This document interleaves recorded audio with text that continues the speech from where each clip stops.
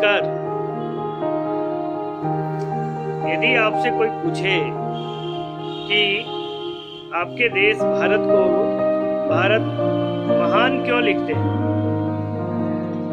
मेरे हिसाब से इसका उत्तर यह होना चाहिए कि भारत में सभी धर्मों के लोग रहते हैं। भारत के संविधान में सभी धर्मों के लोगों को एक समान अपने धर्म के अनुसार जीने की आज़ादी दी गई है, इसीलिए भारत को महान देश कहा जाता है। आजकल टेलीविजन के चैनलों पर एक बड़ी बहस छिड़ गई है कि संसद में एक परिचर्चा आयोजित कर भारत के जनसंख्या को नियंत्रित करने हेतु कानून बनाई जाए। बंधुओं, हमारा देश राम को मानता है, कृष्ण को पूजता है और राम 4 भाई थे, कृष्ण 8 भाई थे। प्राचीन काल में परिवार नियोजन जैसी पद्धति यदि अपनाया गया होता तो कृष्ण पैदा नहीं होते, कंस अपनी बहन का परिवार नियोजित कर देता और कृष्ण का आविर्भाव नहीं हो पाता। हमको हमेशा यह याद रखना चाहिए कि गैर पारंपरिक पद्धति को अपनाने से हमेशा प्रकृति अव्यवस्थित हो जाती है। जब कभी हम लोगों ने प्रकृति को प्रदूषित किया है तो प्रकृति ने हमें दंडित किया है।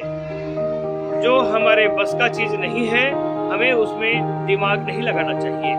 आज हम आपको कुछ ऐसे चौंकाने वाले आंकड़े देंगे, जिस आंकड़ों को जब आप सुनेंगे, जब आप अध्ययन करेंगे तो आपका कलेजा हिमालय की तरफ फैल जाएगा। महासागर की तरह आपके कलेजे में उमंगे लहरें लेने लगेंगी और आपका मन कहेगा कि कृष्ण और राम के देश में जनसंख्या नियंत्रण पर कोई कानून नहीं चल पाएगा। बंधुओं, आप देख रहे हैं children's happy home Sitamarhi channel और मैं हूं बिट्टू विश्वास झा। आपसे आग्रह है कि आपको ये वीडियो अच्छा लगे तो निश्चित रूप से आप इस चैनल को लाइक, शेयर और सब्सक्राइब अवश्य कीजिएगा। हमने बड़ी मेहनत से आपको किसी भी इंटरनेट के चैनल पर जनसंख्या विस्फोट राष्ट्रीय विकास में सहायक पर नहीं मिलेगा। मैंने बहुत खोजा और तब जाकर के तीव्र संवेदना हुई, मेरे मन में गहरी अनुभूति हुई कि मुझे ऐसा करना चाहिए, मुझे इस विषय पर एक वीडियो बनाना चाहिए। हम भारत के संविधान में नाज करते हैं डॉक्टर भीमराव अंबेडकर पर। आप जब उनके फैमिली बैकग्राउंड का अध्ययन करेंगे तो आपको पता चलेगा कि डॉक्टर भीमराव अंबेडकर 14 भाई बहन थे और उसमें सबसे छोटे थे। उनके पिताजी यदि 13 बच्चों के बाद परिवार नियोजन करा लिए होते तो भीमराव अंबेडकर हमें नहीं मिल पाते और आज अनुसूचित जाति और जनजाति के लोगों का यदि जीवन स्तर में सुधार आया है, वे अच्छी जिंदगी जी रहे हैं, तो इसका श्रेय डॉक्टर भीमराव अंबेडकर को जाता है। अतः परिवार नियोजन आप देख लीजिए कि कितनी खराब चीज है। परिवार नियोजित यदि आप कर देते हैं तो क्या क्या इसके दुष्परिणाम होंगे, आप इस जब वीडियो को सुनेंगे तो आपका रोआ रोआ कांप उठेगा। हमारे भारत के आजादी दिलाने में अग्रणी भूमिका निभाने वाले पूज्य बापू अपने पिता के 8वें संतान थे। रविन्द्रनाथ टैगोर अपने पिता के 8वें संतान थे। मेंडलीव की आवर्त सारणी, जिसने ऊर्जा संरक्षण का सिद्धांत प्रतिपादित किया था, आज सुई से हवाई जहाज तक जो बनी, इसी सिद्धांत को अनुसरण करके दुनिया इतनी विकास कर गई, चांद पे चली गई। यदि मेंडलीव नहीं होते तो ऊर्जा संरक्षण का सिद्धांत प्रतिपादित कौन करता? मेंडलीव अपने पिता के 16वें संतान थे। लाल कृष्ण आडवाणी अपनी जीवनी में बहुत गर्व से लिखते हैं कि मेरा बचपन मेरे 34 चचेरे भाई बहनों के बीच में बीता है। ये अलग बात है कि वे खुद 2 भाई थे, 2 भाई हैं, लेकिन उन्होंने अपनी जीवनी में बड़ा गर्व से लिखा है। प्राचीन काल में संयुक्त परिवार की प्रथा थी और संयुक्त परिवार में लोग बड़ा घुल मिल के रहते थे। बड़ी सुख शांति अमन चैन होता था। जिस परिवार में अधिक लोग होते थे प्राचीन काल में, जिन परिवार में जिन माताओं की 100 पुत्र हुआ करते थे, उन्हें समाज में विशेष दर्जा दिया जाता था, उनकी बड़ी इज्जत होती थी। जनसंघ के संस्थापक श्यामा प्रसाद मुखर्जी 6 भाई, मोहन भागवत 4 भाई बहन हैं। हमारे देश के यशस्वी प्रधानमंत्री माननीय नरेंद्र मोदी जी 6 भाई बहन हैं। हमारे देश के राष्ट्रपति महामहिम रामनाथ कोविंद जी 7 भाई बहन में सबसे छोटे हैं। वसुंधरा राजे 4 भाई बहन हैं। नीतीश कुमार हमारे राज्य के मुख्यमंत्री जी 5 भाई बहन हैं। लालू यादव 7 भाई बहन हैं। डॉक्टर राजेंद्र प्रसाद भारत के प्रथम राष्ट्रपति 5 भाई बहन थे। अब्दुल कलाम साहब भारत के भूतपूर्व राष्ट्रपति 5 भाई बहन थे। अन्ना हजारे साहब जिन्होंने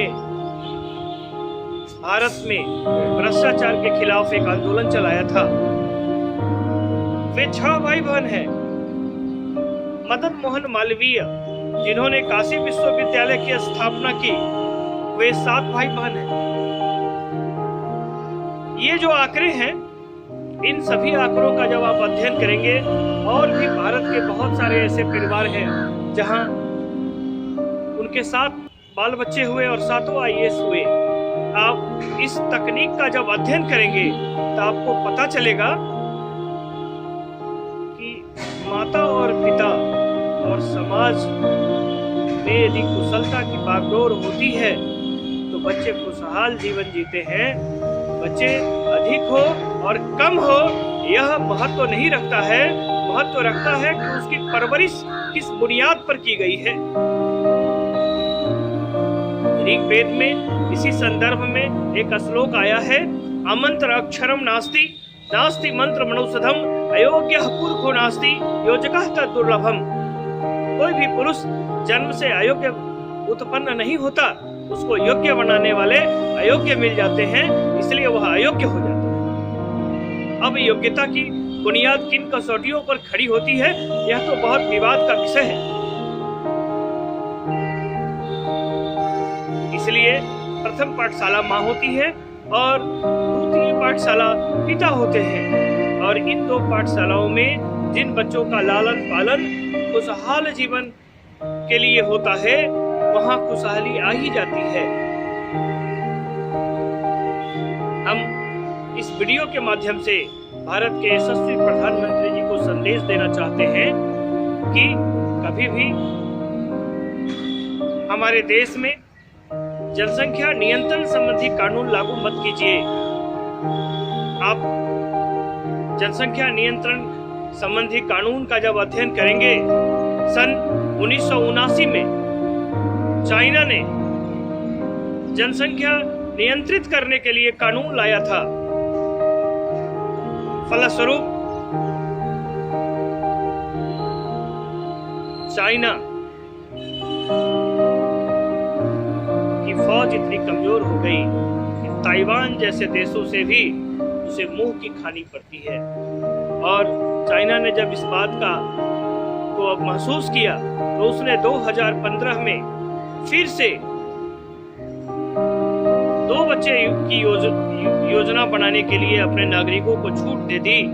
और आज आप देख सकते हैं कि भारत की आज सैन्य स्थिति इतनी मजबूत है, कभी भारत में परिवार नियोजन जैसे कानून को नहीं अपनाया गया, जिस कारण भारत की सैन्य स्थिति इतनी मजबूत है कि चाइना अपनी सरहदें लांघने की कोशिश नहीं करता। और जब उसने किया तो अभी अभी हमारे देश के वीर सैनिकों ने उसके दांत खट्टे कर दिए। इसलिए भारत की संसद को इस वीडियो के माध्यम से हम संदेश देना चाहते हैं कि कोई ऐसा उपाय नहीं कीजिए, कोई ऐसा प्रयत्न नहीं कीजिए और कोई ऐसा रिसर्च नहीं कीजिए जिससे 20 साल के बाद हमारा भारत खून का घूंट पी करके सो जाए। आप ईरान के जब परिवार नियोजन पद्धति कानून का अध्ययन करेंगे, 1979 में वहां इस्लामिक क्रांति हुई थी और उसके बाद परिवार नियोजन संबंधी कानून वहां बनाए गए। आज ईरान की स्थिति देखिए, बात बात पर उसके पड़ोसी उसको धमकाते रहते हैं और उसको इसकी कीमत अदा करनी पड़ती है। आज वहां परिवार को विस्तृत करने के लिए बहुत सारी योजनाएं चलाई जा रही हैं, लेकिन उस परिप्रेक्ष्य में क्योंकि उस तरह की विचारधाराएं वहां प्रसारित की गई, उस तरह के विचारधाराएं अपनाए गए, जिस कारण वहां के लोग परिवार के विस्तारण पर अभिरुचि नहीं ले रहे हैं और वह एक बारूदी विस्फोट पर वह बस गया है देश।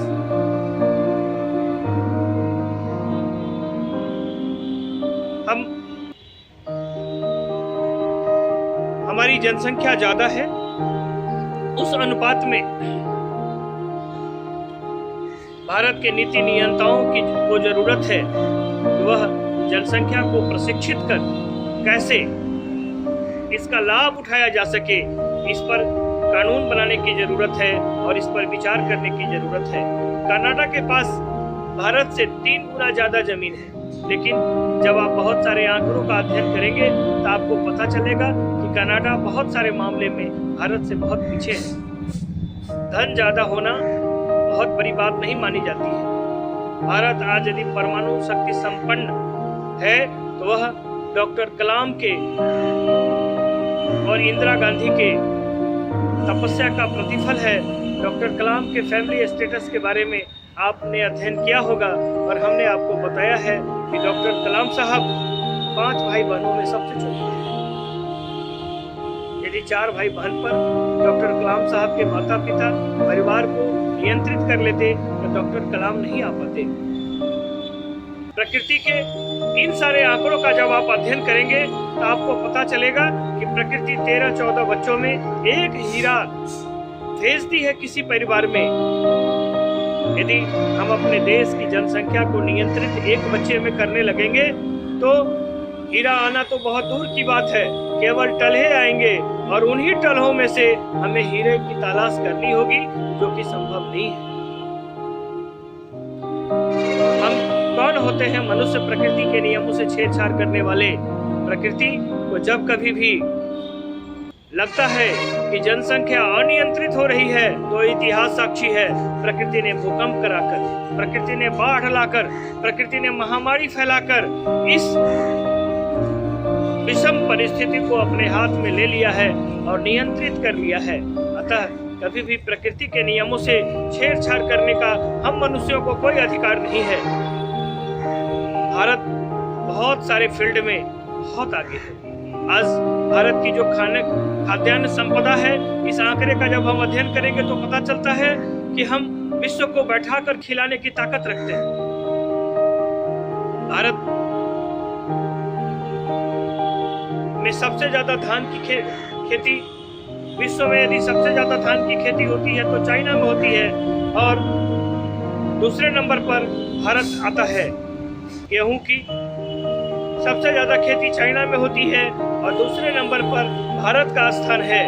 तिलहन के उत्पादन में विश्व में सबसे ज्यादा उत्पादन भारत में होती है। हम लोग अपने उत्पादन का 14%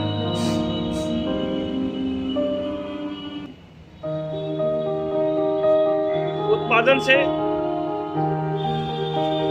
पूरे विश्व को तिलहन की जरूरत को पूरा कर देते हैं। पूरे विश्व का 14% जरूरत भारत के उत्पादन से पूरा होता है। दलहन के उत्पादन में विश्व में भारत का प्रथम स्थान है। विश्व में सब्जी उत्पादन में भारत का प्रथम स्थान है। खाद्यान्न का जब आंकड़ा आप देखेंगे तो आपका हृदय अंदर से प्रफुल्लित हो जाएगा। चाय के उत्पादन में भारत का दूसरा स्थान है। मसाला के उत्पादन में भारत का विश्व में प्रथम स्थान है। इसी तरह कोयला के उत्पादन में तीसरा स्थान है। लिग्नाइट के उत्पादन में तीसरा स्थान है। लौह अयस्क में चौथा, बॉक्साइट कच्चे इस्पात में पांचवा, मैगजीन अयस्क में 7वें स्थान पर भारत है। एल्यूमिनियम में 8वें स्थान पर है। थोरियम के उत्पादन में दुनिया का 12% हम सभी हमारे देश में उत्पादन होता है। और दूध के उत्पादन में विश्व में भारत का प्रथम स्थान है। मांस के निर्यात में भारत 5वें स्थान पर है। मछली के उत्पादन में विश्व में भारत का दूसरा स्थान है। आप देखेंगे कि जनसंख्या अधिक होने के कारण यहाँ के लोग कामगार अधिक हैं, और यदि पहला स्थान आता है तो चाइना का आता है क्योंकि उसकी जनसंख्या ज़्यादा है, और दूसरा स्थान यदि आता है तो भारत का आता है क्योंकि विश्व में दूसरे स्थान पर जनसंख्या के क्षेत्र में भारत ही है। अतः जनसंख्या का उपयोग सीखना है कि हमारे पास यदि अधिक आदमी हैं तो हम अपने आदमियों को कैसे प्रशिक्षित करें ताकि हमारे लोग प्रशिक्षण पा करके भारत की जीडीपी को, भारत के अर्थव्यवस्था को ऊंचा उठाने में सहयोग करें, न कि हम अपने जनसंख्या को नियंत्रित करके हम अपने उत्पादन क्षमता को घटा लें, हम अपने सृजन क्षमता को घटा लें। ये नहीं होना चाहिए। विश्व में चीनी के उत्पादन में ब्राजील का स्थान सबसे ऊपर है, लेकिन दूसरे नंबर पर हमारा ही स्थान है, भारत का स्थान है। कॉफी के उत्पादन में विश्व में 6ठे स्थान पर भारत है। फल के उत्पादन में चीन के बाद दूसरे स्थान पर भारत आता है। फूल के उत्पादन में पहला स्थान भारत का है, पहला स्थान चाइना का है और दूसरा स्थान भारत का है। इस तरह से हम देखेंगे शहद के उत्पादन में विश्व के 5 अग्रणी देशों में भारत का स्थान आता है। आप इन सभी आंकड़ों का जब अध्ययन करेंगे तो आपको पता चलेगा कि जनसंख्या कितनी आवश्यक है। जनसंख्या आप यदि रहेगी तभी हम अपने सभी विरोधी देशों से हमेशा उस पर दबाव बना करके रखेंगे।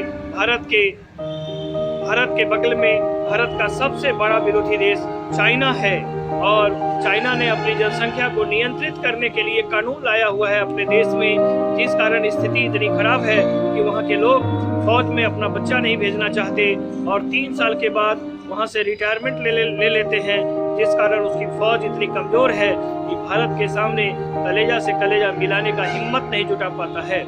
आज जनसंख्या के कारण हम लोग विश्व में भिन्न क्षेत्रों में परचम लहराए बैठे हैं। आप जब आपको जानकारी होगी कि इटली में जनसंख्या नियंत्रित कानून लागू किया गया तो इटली बारूद के ढेर पे खड़ी हो गई।